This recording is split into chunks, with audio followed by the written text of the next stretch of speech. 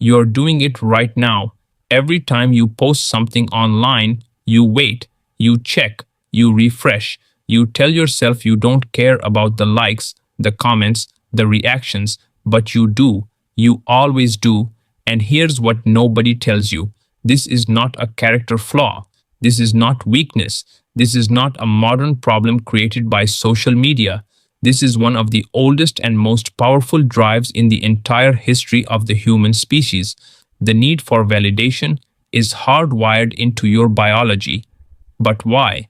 Why do the opinions of other people matter so deeply to us? Why does a stranger's approval feel like oxygen? Why does rejection, even from someone we barely know, cut so much deeper than it logically should? The answer goes back further than you think, much further. For almost the entire span of human existence, being accepted by your group was not a social preference, it was a survival requirement. Our ancestors did not have the option of living alone. A human being cast out of their tribe 100,000 years ago was a human being who would not survive the week. No food, no shelter, no protection, no future. Social rejection was not embarrassing back then. It was a death sentence, and your brain has never forgotten that.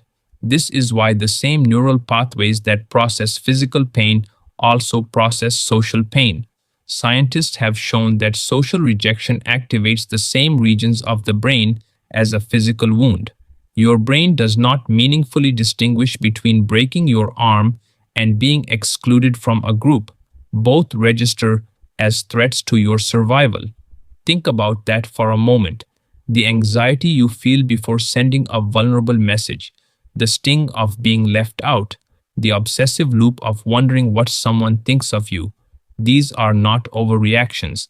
They are ancient survival mechanisms firing exactly as they were designed to fire.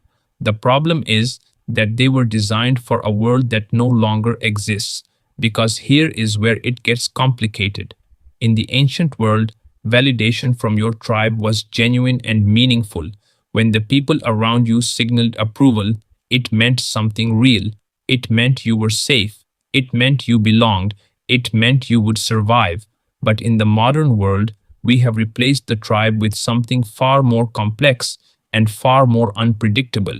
We seek validation from strangers on the internet, from people who don't know us, from numbers on a screen that fluctuate without logic or reason, and our ancient brain cannot tell the difference.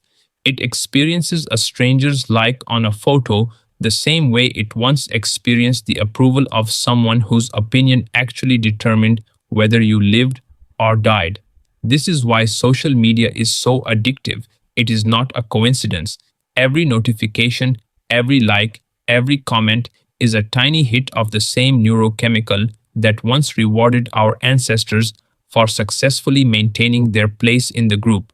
Dopamine, the brain's reward signal, and it fires every single time. But there is a darker side to this story, because dopamine is not designed to satisfy, it is designed to seek, which means the more validation you receive, the more you need. The threshold keeps moving. The likes that once felt exciting start to feel ordinary. The approval that once felt enough starts to feel insufficient. This is the trap, and understanding it is the first step to escaping it, because the antidote to the validation trap is not to stop caring what people think. That is not realistic, and anyone who tells you it is has not understood the neuroscience. The antidote is something far more specific. It is learning to distinguish between validation that tells you something true and validation that is simply feeding an ancient drive that no longer serves you. The people whose opinions genuinely matter are few. They know you.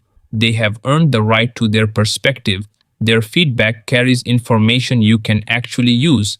Everything else is just noise pretending to be a signal. You were wired for belonging. That is not something to be ashamed of. Every human who has ever lived has carried this same need. The question is not whether you seek validation, but whose validation you choose to let matter. And that choice might be the most important one you ever make. That is the question we started with, and there is still more to it. If you like this, subscribe. Why Humans keeps exploring what makes us human.